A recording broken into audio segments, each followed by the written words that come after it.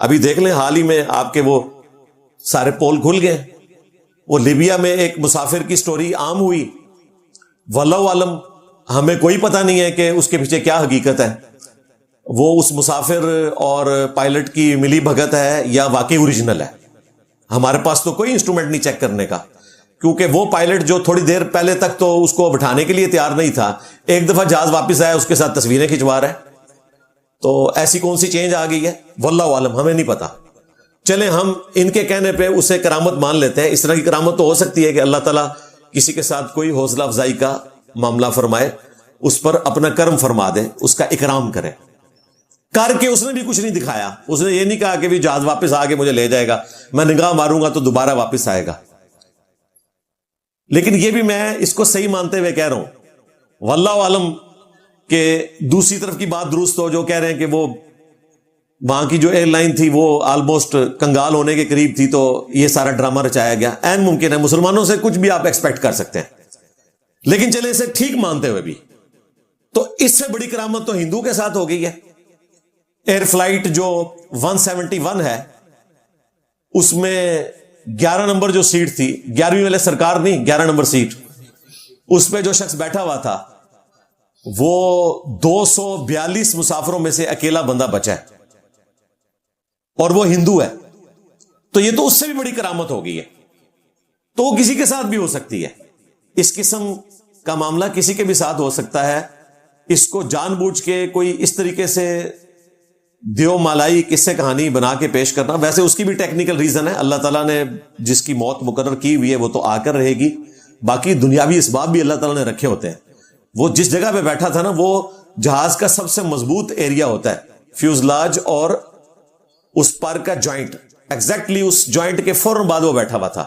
اور یہ آلریڈی اگر آپ جا کے سرچ کریں ایئر کریش انویسٹیگیشنز, میں تو دیکھتا رہتا ہوں ریگولرلی نیشنل جغرافی کے اوپر, تو اس میں وہ آپ کو بتائیں گے کہ جہاز اگر گرے تو سب سے مضبوط جگہ وہی ہوتی ہے, اور وہاں جو بیٹھنے والے لوگ ہیں ان کے بچنے کے سب زیادہ چانسز ہوتے ہیں, کیونکہ جہاز کا سب سے مضبوط ایریا وہی ہوتا ہے.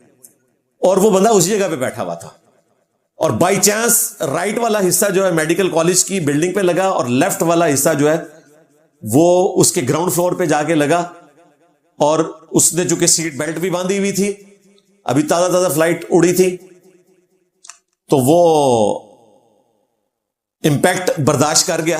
اور ساتھ ایمرجنسی گیٹ لگا ہوا تھا. جب وہ زمین پہ گرا تو ایمرجنسی گیٹ جو ہے وہ ڈیمیج ہونے کی وجہ سے تھوڑا سا کھلا, تو اس نے زور لگایا تو وہ باہر آ گیا. بعض لوگ کہہ رہے ہیں اس نے اوپر سے چھلانگ ماری, اوپر سے چھلانگ ماری ہوتی بھائی نہ بچتا, وہ زمین پہ پہنچا ہے, امپیکٹ بھی ہوا ہے, بس وہ چند سیکنڈز کی گیم تھی, وہ باہر نکلا اور پیچھے آگ لگ گئی. یہ ظاہر اتنا فیول تھا, تو بہرحال اللہ تعالیٰ نے بچا لیا. یہ بائی چانس مجھے ایک ذہن میں آیا کہ اگر کوئی اس طرح چیزیں ریلیٹ کرنا شروع کر دے تو ایسا تو نہیں ہوتا بھائی. صلاح الدین ایوبی کے اوپر جو فلم بنائی ہے قطر والوں نے, کافی پرانی وہ فلم ہے, انگلش میں اور اردو ڈبنگ کے ساتھ بھی اویلیبل ہے.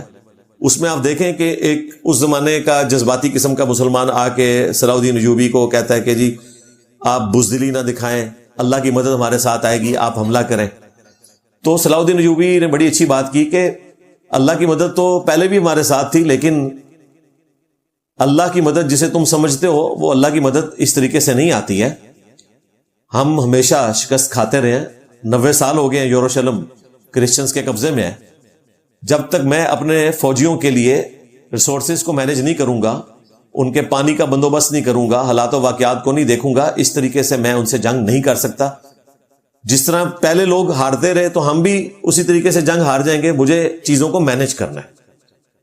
تو آپ دیکھیں جن لوگوں کی مثالیں تاریخ میں دی جاتی ہیں وہ سارے کے سارے کامن سینس رکھنے والے لوگ تھے, سمجھدار لوگ تھے, تبھی انہوں نے دنیا میں تبدیلی برپا کی. جذبات کی بنیاد کے اوپر کچھ نہیں ہوتا. بہادری اور بیوقوفی میں ایک بڑی باریک سی لائن ہے, اس لائن کو آئیڈینٹیفائی کرنا ضروری ہے. خیر یہ تو ضمناً مجھے چاند ایک باتیں اس حوالے سے یاد آ گئی, کیونکہ میں نے رٹی رٹائی بات تو نہیں کرنی ہوتی, درد دل آپ کے سامنے رکھنا ہوتا ہے.